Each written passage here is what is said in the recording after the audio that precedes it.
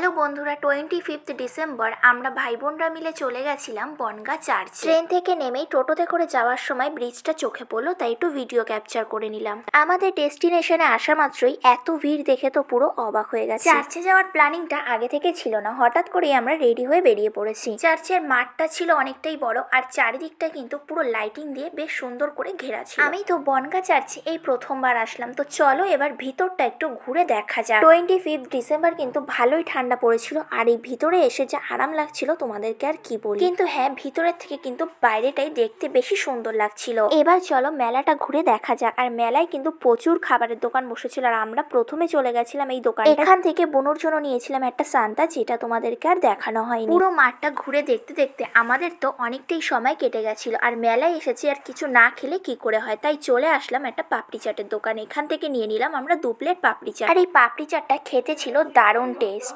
এরপরেই আমরা চলে গেছিলাম একটা ঘুগনির দোকানে, কিন্তু ঘুগনিটা কিন্তু খেতে একদমই ভালো লাগেনি। এতটা ঠান্ডার মধ্যেও আমরা কুলফি আর নিয়ে নিয়েছি কাজুর শরবত। এত ঠান্ডার মধ্যে কুলফি খেয়ে আমাদের তো ঠান্ডা লাগছিল, আর আমরা তাই চলে গেছিলাম গরম গরম মোমো খেতে। অনেক তো হলো ঘোরাঘুরি, এবার চলো বাড়ির দিকে যাওয়া যাক। আর দেখো প্রচুর পরিমাণে কিন্তু কুয়াশা পড়ছে। ট্রেনে উঠেই তো দেখি ট্রেনটা পুরো ফাঁকা, তো চলো আজকে এই পর্যন্ত।